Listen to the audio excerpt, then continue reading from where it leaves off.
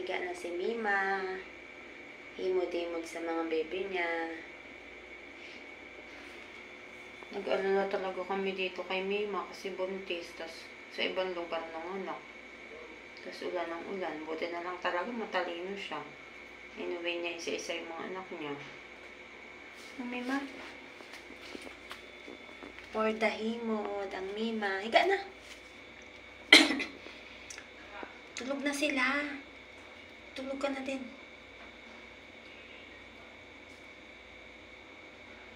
Love you, Mima.